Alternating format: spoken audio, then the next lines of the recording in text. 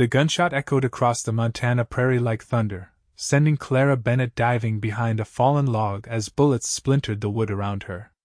Twilight was fast approaching, and with it came her greatest fear, the darkness that would soon envelop the rugged landscape. The year was 1875, and Clara was running for her life. "Damn it all!" she muttered, clutching the satchel containing her few possessions. 3 days on the run from her uncle's men, and now they'd found her. Again. The last rays of sunlight filtered through the trees, casting long shadows that made her heart pound faster. Clara had fled her uncle's ranch after discovering his plans to marry her off to a business associate 3 times her age, a man with a reputation for cruelty toward his previous wives.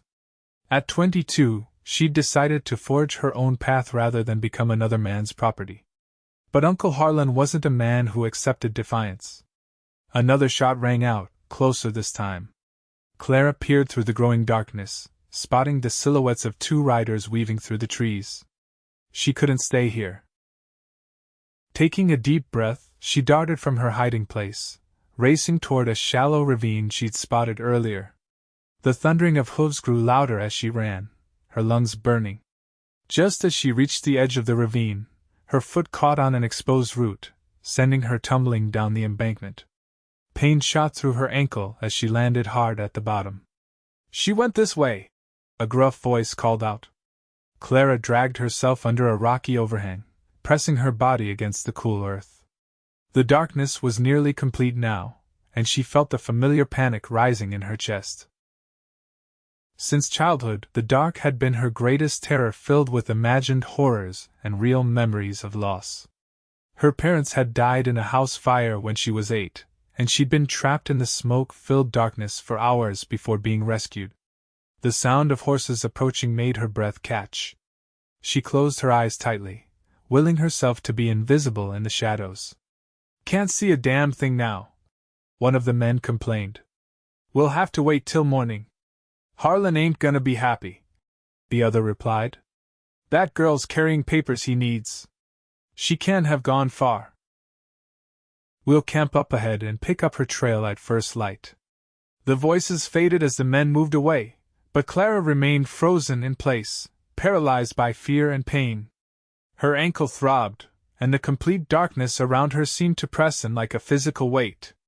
She couldn't move, couldn't think. Hours passed. The night grew colder, and Clara shivered uncontrollably, both from the chill and from terror. Every sound, the rustle of leaves, the call of a night bird, made her flinch. She knew she needed to find shelter, to tend to her injured ankle, but the darkness held her captive. Then, through her panic, she heard the soft, rhythmic thud of approaching hooves. A single horse, moving slowly. One of her pursuers returning? She pushed herself deeper into the shadows, holding her breath. The horse stopped somewhere above her hiding place. Clara heard the creak of leather as a rider dismounted. "Hello?" a deep voice called out. Not one she recognized from earlier. "I know someone's down there. Saw you fall from the ridge." Clara remained silent, weighing her options. The stranger sighed.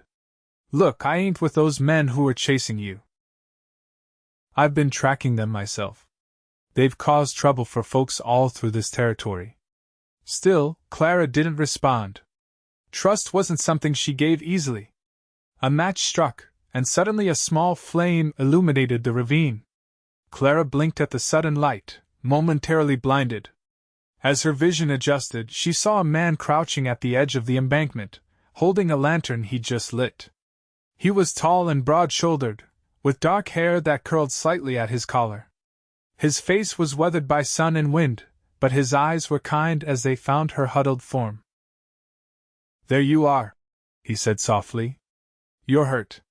Stay back," Clara warned, though her voice trembled.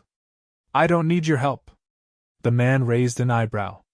"That ankle says otherwise." He set the lantern down and began to make his way carefully down the slope. "Name's Matthew Callahan. Most folks call me Matt." "I didn't ask," Clara replied, trying to sound braver than she felt. Matt reached the bottom of the ravine and crouched a respectful distance away. The lantern cast a warm circle of light around them.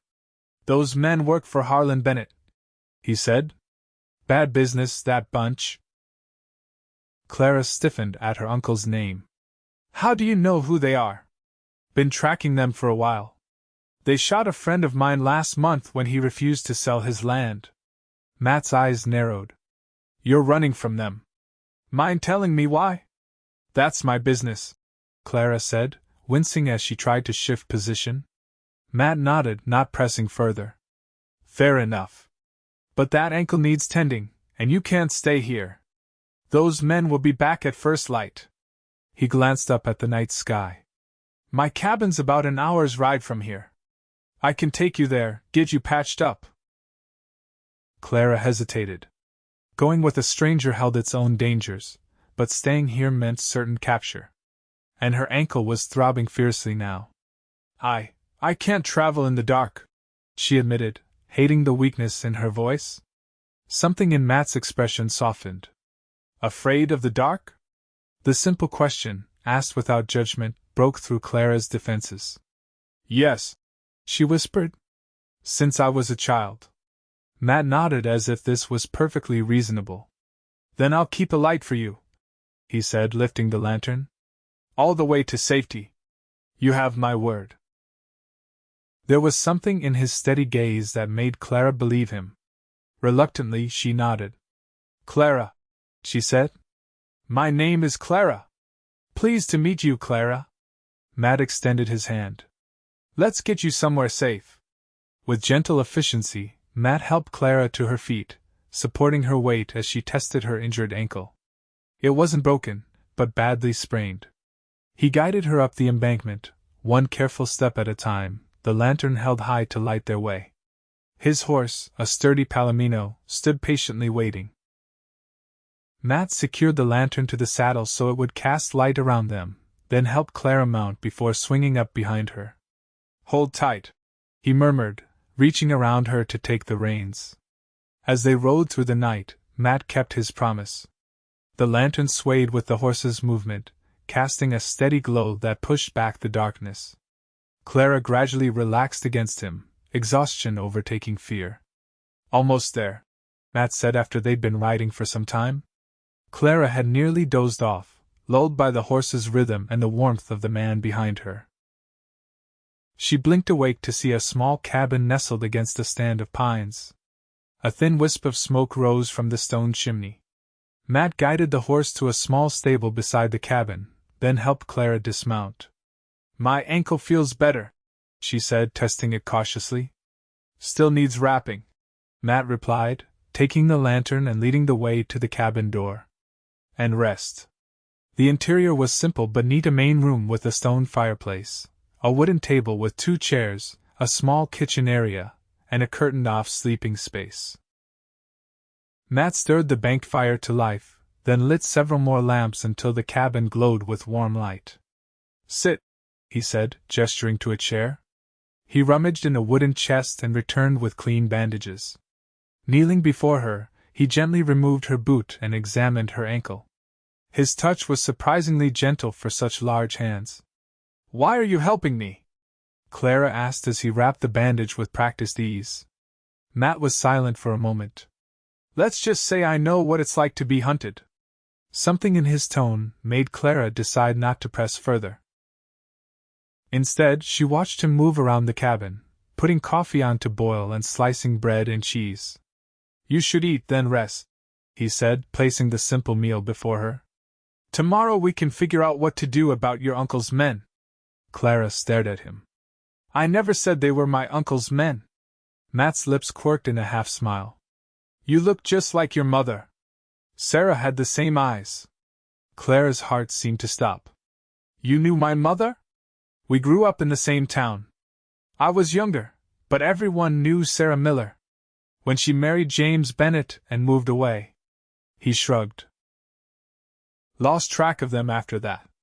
"They died," Clara said softly. "In a fire. 14 years ago." Matt's expression sobered. "I'm sorry. I hadn't heard." He hesitated. "Is that when the darkness started frightening you?" Clara nodded, surprising herself with her willingness to share this vulnerability.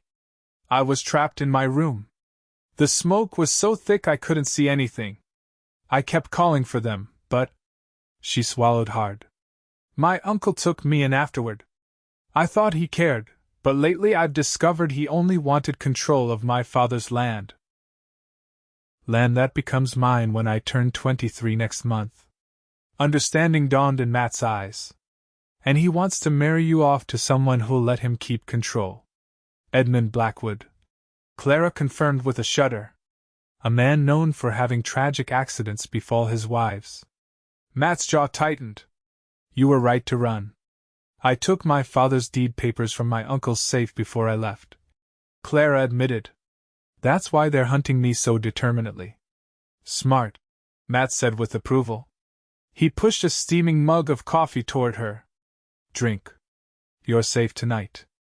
I promise you that. After they'd eaten, Matt insisted Clara take the bed while he made do with a bedroll near the fire.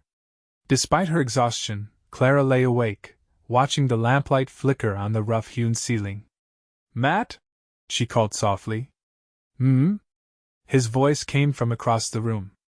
Could you? She felt foolish asking. Could you leave one lamp burning? Just a small one. There was no judgment in his voice when he answered.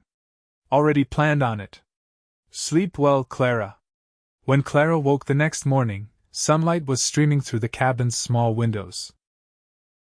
For a moment, she was disoriented, then the events of the previous day came rushing back. She sat up quickly, wincing at the twinge in her ankle. Matt was nowhere to be seen inside the cabin, but a small lamp still burned on the table beside a plate covered with a cloth. Clara pushed aside the blankets and tested her weight on her injured ankle. It was tender but supported her when she walked carefully to the table. Under the cloth, she found biscuits still warm from the oven and a small pot of honey. A note in a neat, precise hand read, "Gone to check on your pursuers. Stay inside. Back by noon." Clara ate gratefully, then explored the cabin. It was spare but comfortable, with a few personal touches: a bookshelf filled with well-worn volumes, a handmade quilt, a guitar leaning in one corner. On the mantel sat a single photograph in a simple wooden frame, a younger Matt standing beside an older man with the same strong features, both wearing cavalry uniforms. The sound of approaching hoofbeats made Clara tense, but when she peered cautiously through the window, she saw Matt dismounting from his palomino. He carried a canvas bag and what looked like a rifle case. "Your uncle's men moved camp," he said without preamble as he entered. "They're searching the creek beds about 5 miles east." "How many?" Clara asked. "Just the 2 from yesterday. They've sent for reinforcements, though." Matt set down his burdens. "We need to get you to safety before more arrive." "Where?" Clara asked. "My uncle has connections throughout the territory." "Silverton," Matt replied, unpacking supplies from the bag: coffee, flour, ammunition. "It's a 3-day ride from here, but I have friends there. The sheriff owes me a favor, and he's an honest man." Clara bit her lip. "I can't ask you to take me all that way. You've already done more than enough." Matt paused in his unpacking. "Your uncle and his men have been pushing people off their land for years.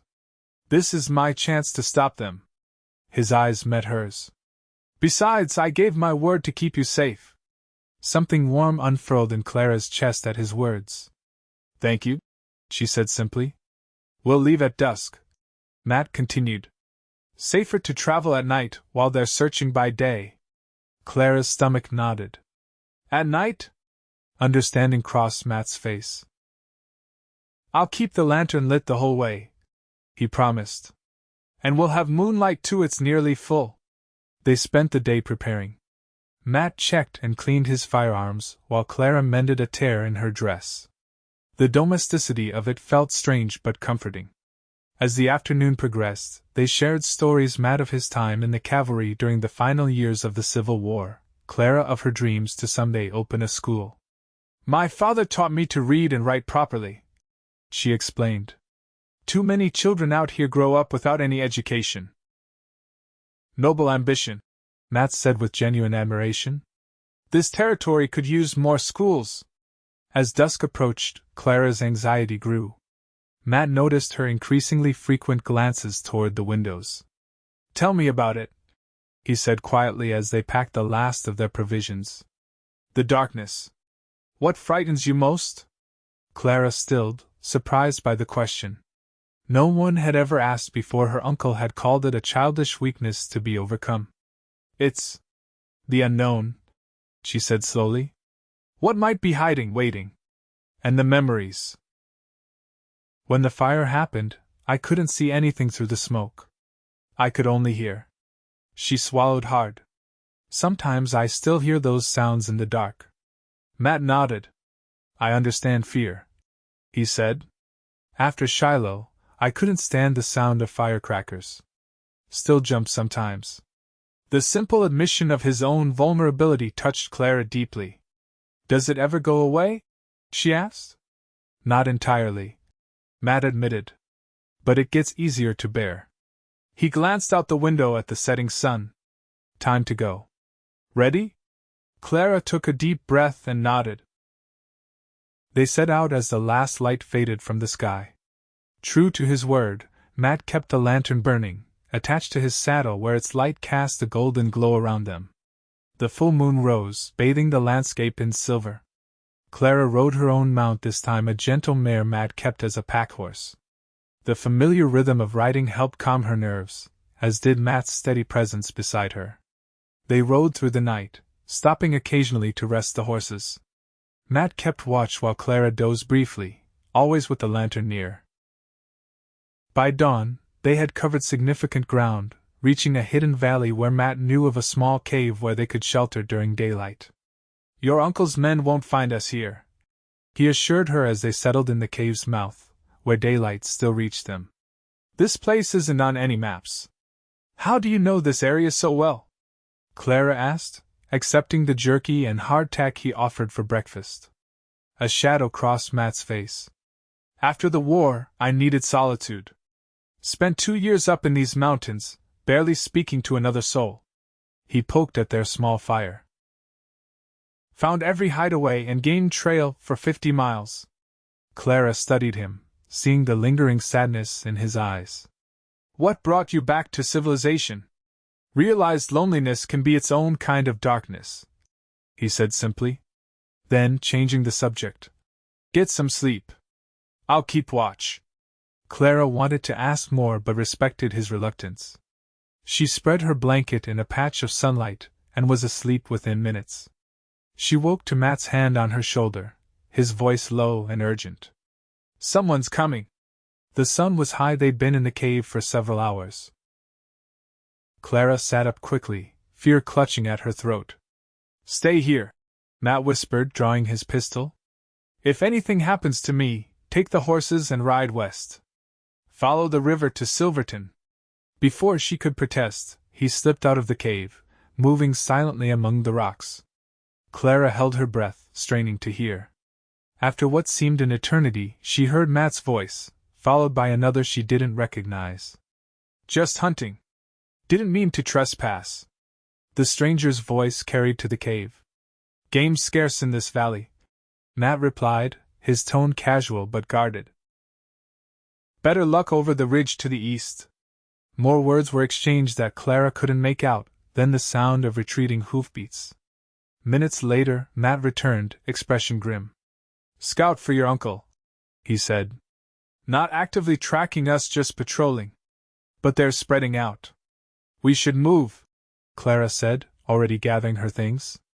Matt shook his head. Too risky in daylight. We'll wait until dusk. The rest of the day passed in tense silence. Matt fashioned a simple splint to better support Clara's ankle, his fingers gentle as they worked. Clara found herself studying his face, the laugh lines around his eyes, the small scar at his temple, the way his brow furrowed in concentration. You're staring, he said without looking up. Clara blushed. Sorry. I was just wondering how you learned to do that. Field medicine, he replied. Learn fast in war, or people die. He finished securing the splint. How does that feel? Better, Clara said, flexing her foot cautiously. Thank you. As evening approached, Matt helped Clara prepare for another night journey. She found her fear of darkness lessening slightly, not gone, but manageable with Matt beside her and his promised light. They rode through another night, keeping to less traveled paths. Matt pointed out constellations to distract Clara from her fears, telling stories his grandfather had taught him about the stars. That's Orion, he said, pointing. The hunter. My grandfather said he watches over travelers. My father showed me the North Star, Clara replied, memories warming her. Said as long as I could find it, I'd never be truly lost. Matt glanced at her, his face half illuminated by the lantern. Wise man, your father. He would have liked you, Clara said softly, surprising herself with the admission. Something shifted in Matt's expression, a softening, a vulnerability quickly masked. We should pick up the pace, he said. I want to reach the river by dawn. They rode in companionable silence after that, each lost in their own thoughts. Clara found herself increasingly aware of Matt, his straight back, his vigilant eyes scanning the terrain, the way he instinctively placed himself between her and any perceived danger. By morning, they had reached the river, a swift, narrow current cutting through rocky terrain. They made camp in a grove of cottonwoods, well hidden from any passing riders. As Clara helped prepare their simple breakfast, she noticed Matt wincing slightly when he reached for the coffee pot. You're hurt, she said, moving closer. It's nothing. Old wound acts up sometimes. He tried to wave her concern away, but Clara persisted. Let me see. Reluctantly, Matt unbuttoned his shirt enough to reveal a puckered scar just below his collarbone. The skin around it was inflamed. Bullet? Clara asked, gently examining the area. Matt nodded. Shiloh. Doctor said I was lucky it didn't hit anything vital. It needs a poultice, Clara said decisively. I saw yarrow growing near the riverbank. Before Matt could protest, she was gathering herbs, then preparing a simple remedy her mother had taught her long ago. Matt watched with curious eyes as she worked. You have healing hands, he said quietly as she applied the poultice. My mother was known for her remedies, Clara replied. She taught me what plants could heal and which could harm. Sarah always did know her herbs, Matt said with a small smile. I remember once when I was about 12, I got the worst case of poison oak. Your mother made some concoction that cleared it right up when the doctor had given up. Clara secured the poultice with a strip of clean cloth. You speak of her fondly. A shadow crossed Matt's face. She was kind to everyone. Even a scrappy orphan boy like me. You were an orphan? Clara asked, sitting back on her heels. Matt nodded. My parents died of fever when I was 8. My grandfather raised me until he passed when I was 16. Then I was on my own. The parallel to her own life struck Clara forcefully. We have that in common then, she said softly. Being alone too young. Matt's eyes met hers, something unspoken passing between them. For a moment, Clara thought he might reach for her hand, but instead, he cleared his throat and stood. We should rest. One more night of travel should get us close to Silverton. That night's journey proved more difficult. Dark clouds obscured the moon and stars, and a steady drizzle began shortly after they set out. Matt's lantern remained their only consistent light, a small golden sphere in the vast darkness. Clara's fear returned stronger in these conditions, her breathing becoming shallow as the darkness pressed in around them. Matt noticed immediately. Talk to me, he said, bringing his horse alongside hers. Tell me about your school. How would you run it? Grateful for the distraction, Clara began describing her vision, a school open to all children regardless of background, with books and maps and perhaps even a small library. Children need more than just reading and figures, she explained, her passion temporarily overriding her fear. They need stories, history, knowledge of the world beyond these mountains. You'd be a good teacher, Matt said. You have patience. How would you know that? Clara asked, surprised. Matt's smile was visible even in the dim light. You haven't once complained about traveling with a taciturn ex-soldier who makes you ride through the night. Clara laughed, a genuine sound that surprised them both. Perhaps you're right. The rain intensified, and Matt suggested they seek shelter. They found it in an abandoned lion shack, little more than 4 walls and a roof, but dry. It's not much, Matt apologized as he lit the stub of a candle he found on a shelf. It's perfect, Clara replied, wringing water from her skirt. Matt managed to get a small fire going in the crude stone fireplace. They spread their damp blankets near it to dry and shared the last of their provisions.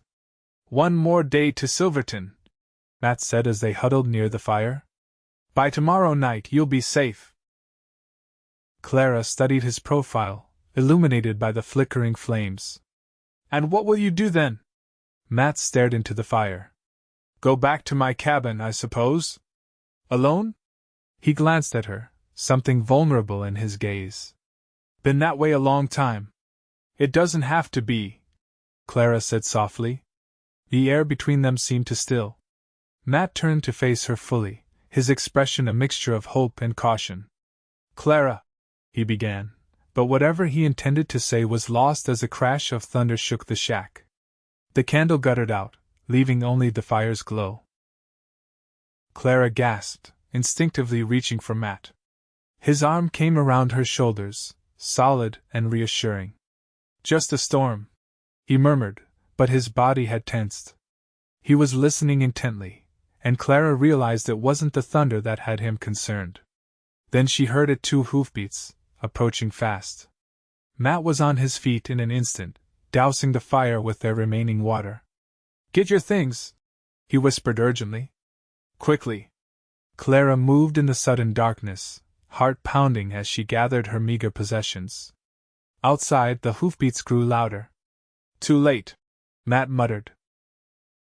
He pressed his rifle into Clara's hands. There's a trapdoor in the floor root cellar. Hide there. What about you? Clara whispered, clutching the weapon. I'll lead them away.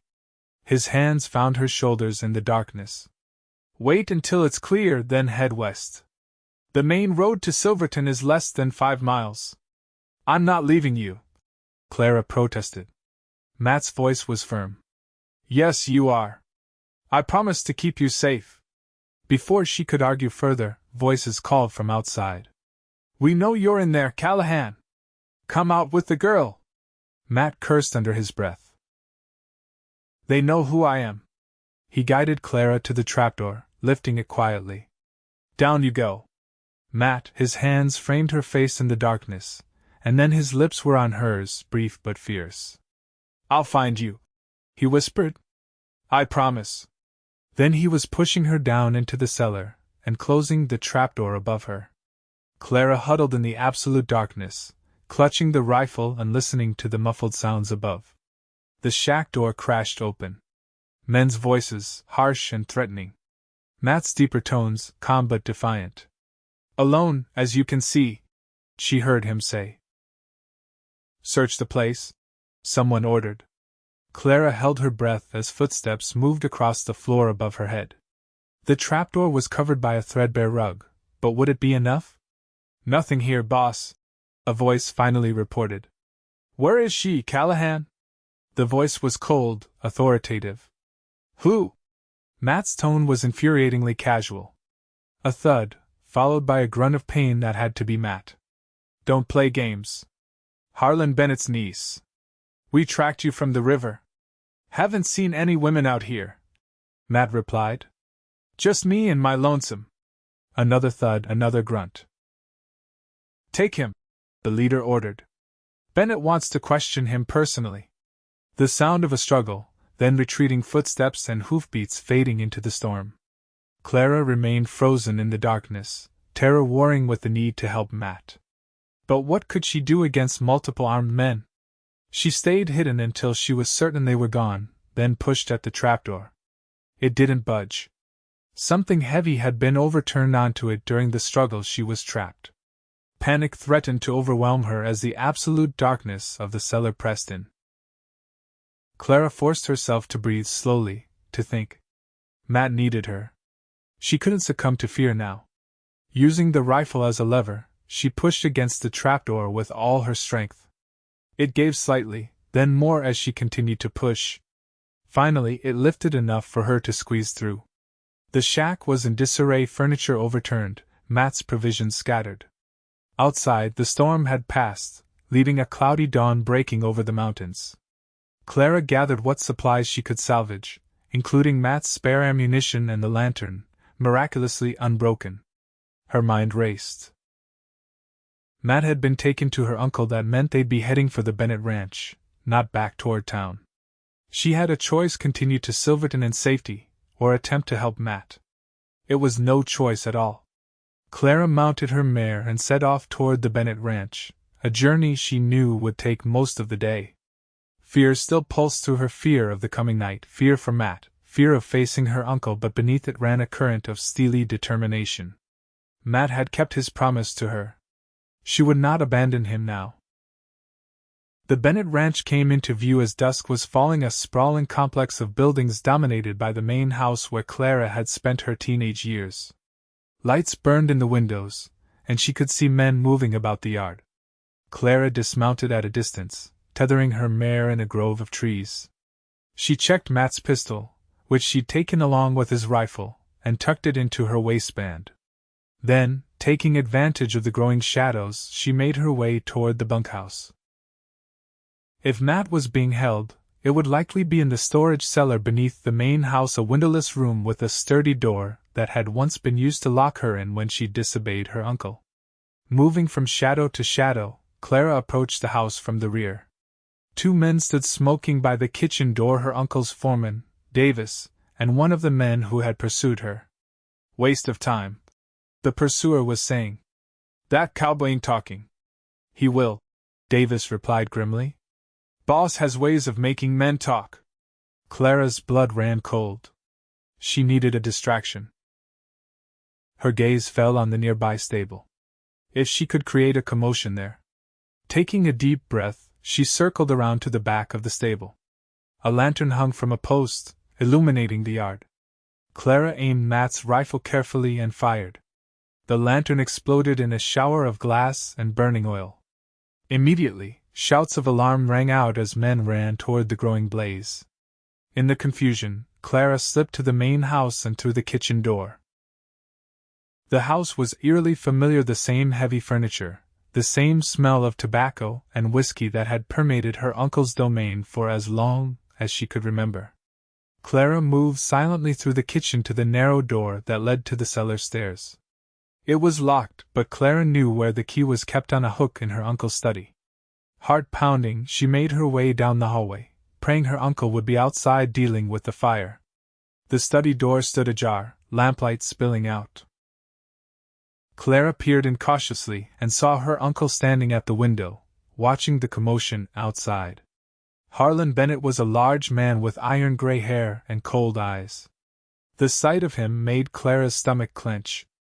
She would have to wait.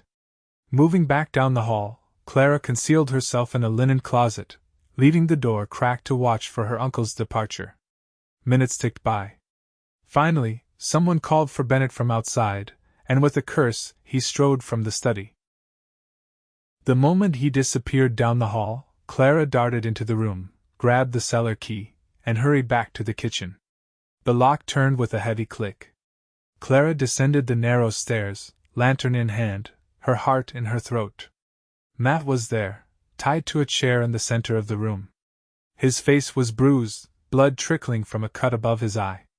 He looked up as the light hit him, squinting in disbelief. "Clara?" His voice was hoarse. "Shh," she cautioned, hurrying to him. She set down the lantern and began working on the ropes that bound him. "We don't have much time." "You shouldn't have come," Matt whispered fiercely. "It's too dangerous." "I wasn't going to leave you," Clara replied, freeing his hands. "Can you walk?" Matt flexed his wrists, wincing. "Yeah. But this place will be swarming with your uncle's men. I created a distraction. The stable's on fire." Clara helped him to his feet, steadying him when he swayed slightly. Despite his injuries, Matt's lips quirked in a half-smile. Resourceful. I had a good teacher, Clara replied, remembering his calm competence over the past days. They made their way up the stairs, Matt moving stiffly but determinedly. The kitchen was still deserted, but voices could be heard approaching from outside. This way, Clara whispered, leading Matt toward the back door. They slipped out just as men entered through the front of the house. Moving from shadow to shadow, they made their way toward the trees where Clara had left her horse. They were nearly there when a shout went up from the house. The prisoner's gone! Search the grounds! Matt grabbed Clara's hand, and they ran. Behind them, lanterns bobbed as men spread out across the yard. A shot rang out, splintering bark near Clara's head. They reached the mare, and Matt boosted Clara up before swinging up behind her. The horse protested the double weight but responded to Matt's urgent commands, galloping away from the ranch. More shots followed them, but soon they were out of range, riding hard into the gathering darkness. Clara could feel Matt's labored breathing against her back. You're hurt worse than you're letting on, she accused when they finally slowed to give the horse a rest. I've had worse, Matt replied, but his voice was strained. We need to keep moving. Your uncle won't give up easily. Where can we go? Clara asked. They'll be watching the roads to Silverton. Matt was silent for a moment. There's a place, he finally said. An old mining camp in the high country. Few people know about it anymore. How far? Half a day's ride. But it's rough country, hard to follow someone through it. Clara nodded. Then that's where we'll go. They rode through the night, the lantern their faithful companion once again. Clara found her fear of the darkness diminishing further with each hour not gone, but transformed by more immediate concerns for their safety and Matt's well-being. Matt directed their route, taking them on game trails and rocky passages where they would leave minimal tracks. By dawn, they had climbed high into the mountains, the air growing thin and cool. They reached the abandoned mining camp by midday, a collection of dilapidated structures nestled in a small, hidden valley. One cabin remained relatively intact, its roof still sound. Matt nearly fell from the horse when they dismounted. Clara caught him, alarmed at the heat radiating from his skin. You're burning up, she said, helping him into the cabin. Just need rest, Matt insisted, but Clara had already seen the dark stains spreading on his shirt. You're bleeding, she said, helping him lie down on a dusty cot. Let me see. Reluctantly, Matt allowed her to unbutton his shirt. A deep knife wound marked his side, not immediately life-threatening, but badly inflamed. Your uncle has creative questioning methods, Matt said with a grimace. Clara's hands shook with anger as she cleaned the wound with water from their canteen. I need herbs, she said. I saw some yarrow on the trail, and pine resin would help seal it. Clara, Matt caught her hand. They'll be hunting us. It's not safe to go out. I'll be careful, she promised. You need medicine, or that wound will fester.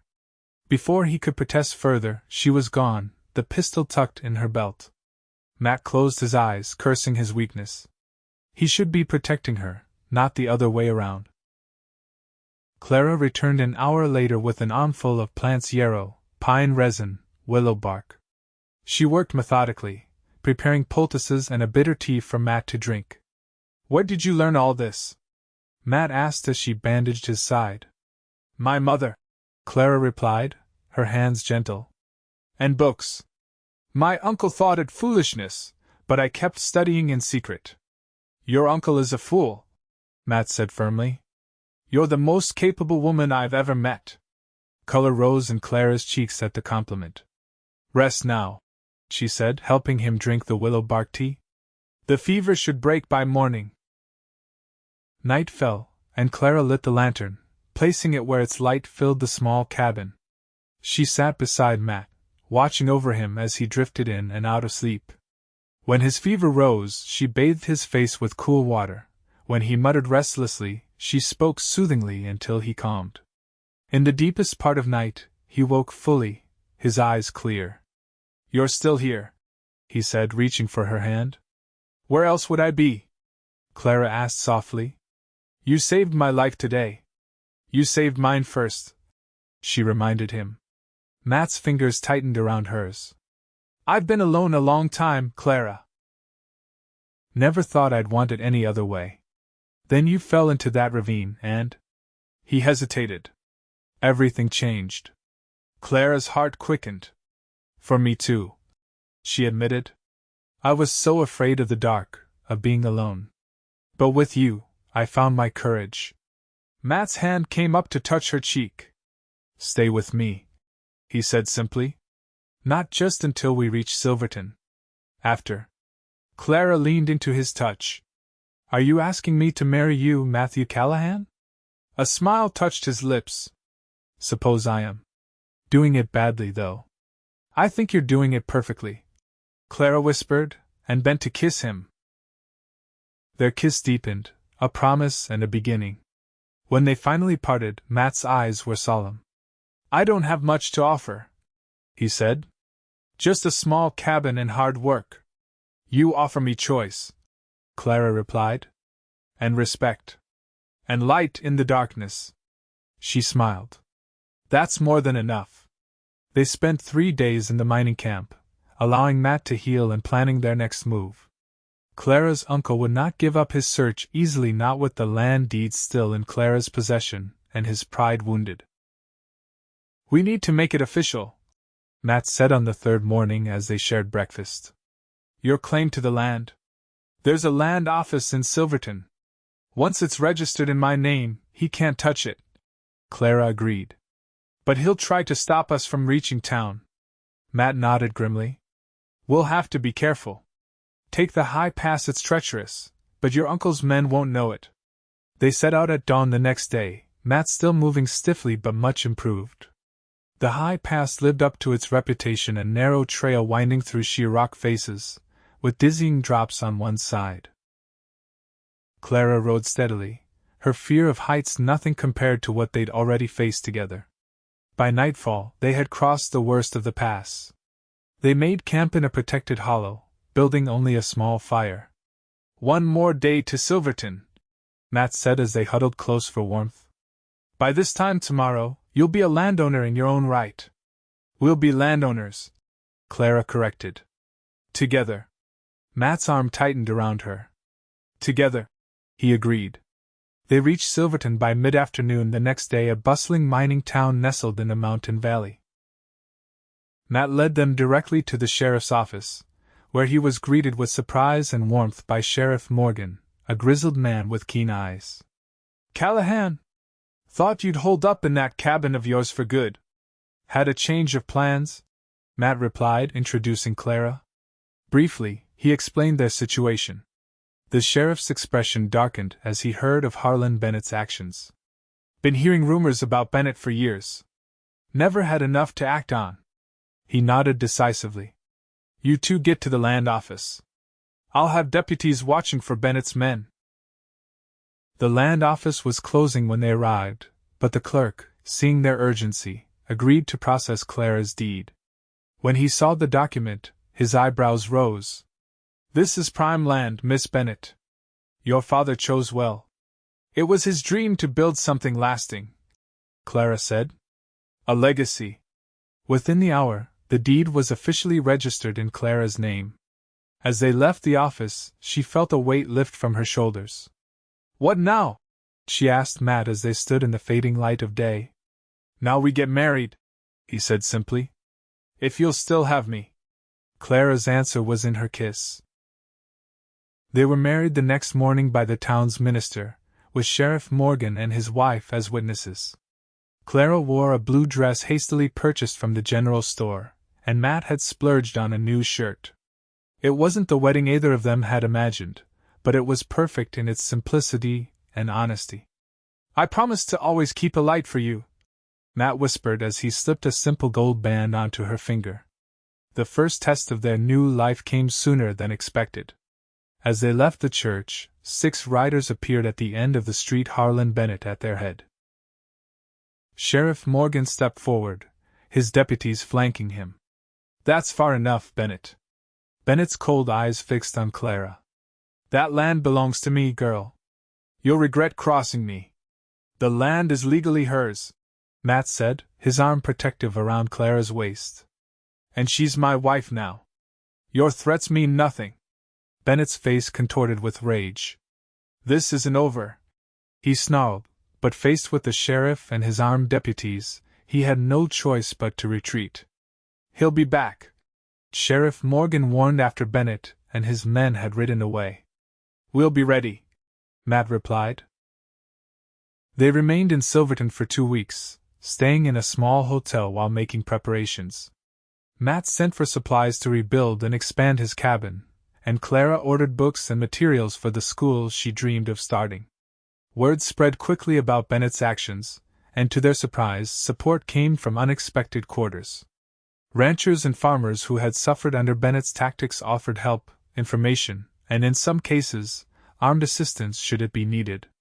You've started something, Clara told Matt one evening as they reviewed letters of support. A stand against men like my uncle. We started it, Matt corrected, kissing her hand where his ring gleamed. When they finally left Silverton, they traveled with 4 companions, trusted men recommended by Sheriff Morgan, who would help establish their new home and provide security until Bennett was no longer a threat. The journey back to Matt's cabin, their cabin now, was made in daylight, with no need to hide. Clara marveled at the beauty of the country she had traversed in darkness just weeks before. It's different seeing it this way, she commented as they rode side by side. Matt smiled. Sometimes we need the dark to appreciate the light. Work began immediately upon their return, expanding the cabin, building a small schoolhouse nearby, preparing fields for planting. Word went out that a school would open come spring, and families from miles around expressed interest in sending their children. Bennett made one attempt to intimidate them, sending men to threaten their workers. But the attempt backfired when several neighboring ranchers arrived to help defend the property. Outnumbered and facing determined opposition, Bennett's men retreated. A month later, news came that Harlan Bennett had suffered financial setbacks. His creditors, encouraged by rumors of his weakening position, called in their loans. By winter, he had been forced to sell much of his holdings and leave the territory. As the first snow fell, Clara stood with Matt on the porch of their expanded cabin, watching the white flakes drift down in the fading light. Winter's setting in, Matt observed, his arm warm around her waist. Clara leaned against him. I used to dread winter nights. The darkness seemed to last forever. And now? Matt asked softly. Clara smiled, placing her hand over his where it rested on her slightly rounded belly, their first child, due in the spring. Now I know that even the longest night ends, she said. And that there's always light to be found, if you know where to look. She turned in his arms to face him. You kept your promise, Matthew Callahan. You've kept a light for me in every way that matters. Matt's kiss was tender. And I always will. Inside their cabin, lamps glowed warmly against the gathering darkness. As night fell completely, Clara felt no fear, only gratitude for the man who had taught her that some promises were meant to be kept forever. And so began their life together, a life built on courage, respect, and the steady light of love that no darkness could ever extinguish. As the years passed, their homestead flourished. The small schoolhouse Clara had built became known throughout the territory for its excellence. Children rode for miles to learn reading, writing, mathematics, and natural philosophy from the teacher with the gentle voice and healing hands. Matt expanded their holdings, raising horses that became prized for their strength and intelligence. Their first child, a daughter they named Sarah after Clara's mother, was joined by 2 brothers in the years that followed. The children grew up surrounded by books and nature, learning both scholarship and practical skills.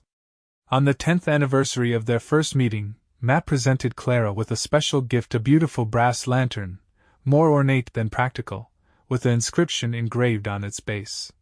For the woman who found her light in the darkness.